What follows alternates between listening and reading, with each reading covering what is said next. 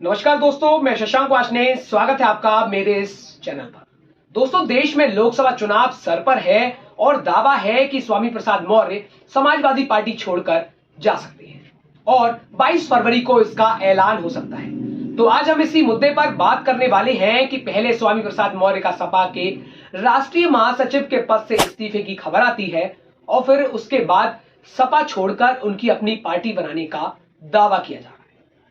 अब सवाल यह खड़ा होता है कि क्या सच में स्वामी प्रसाद सपा छोड़कर जा रहे हैं, और अगर जा रहे हैं तो उनका अगला कदम क्या होगा, और साथ ही सपा को उनके जाने से क्या नुकसान हो सकता है। दोस्तों, जब मुसीबत आती है ना तो एक साथ आती है, और ऐसा ही कुछ हो रहा है यूपी में सपा के साथ, जहां एक और अखिलेश यादव पीडीए यानी पिछड़ा, दलित और अल्पसंख्यक की पॉलिटिक्स यानी पीडीए का मुद्दा बनाने की कोशिश कर रहे हैं, तो दूसरी ओर उन्हें अपने ही एक के बाद एक जोरदार झटके देते जा रहे हैं। पहले उत्तर प्रदेश के प्रतापगढ़ से निकलकर दलित और पिछड़ा राजनीति में अहम स्थान बनाने वाले स्वामी प्रसाद मौर्य ने महासचिव पद से इस्तीफा दिया, और फिर उसके बाद सियासी गलियारों में चल रही चर्चाओं की माने तो स्वामी प्रसाद अपनी अलग पार्टी बनाने जा रहे हैं, और इसका ऐलान 22 फरवरी को हो सकता है।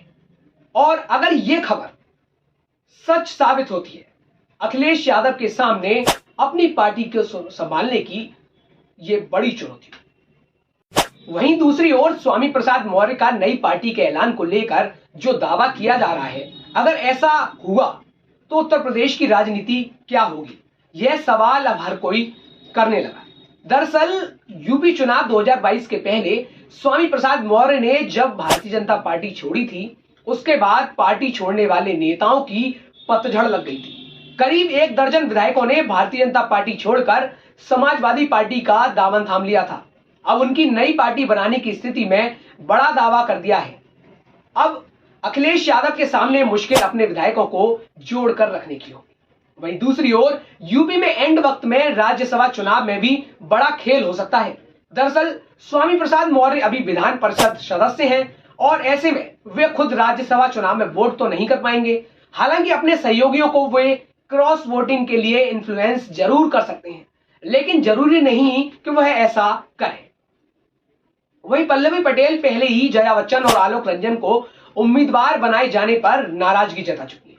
अगर स्वामी प्रसाद मौर्य 7-8 विधायकों को भी अपने पाले में लाने में कामयाब हो जाते हैं, तो सपा को तीसरा कैंडिडेट जो है जिताने में मुश्किल हो जाएगी।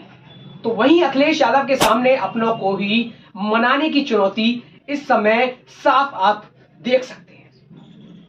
खैर, ये तो भविष्य बताएगा कि स्वामी प्रसाद मौर्य की नई पार्टी बनाने को लेकर यह खबर कितनी सही साबित होती है, और हां, अखिलेश यादव अपनों को मनाने में कितना सफल होंगे, ये आप कमेंट बॉक्स में कमेंट करके हमें जरूर बताएं।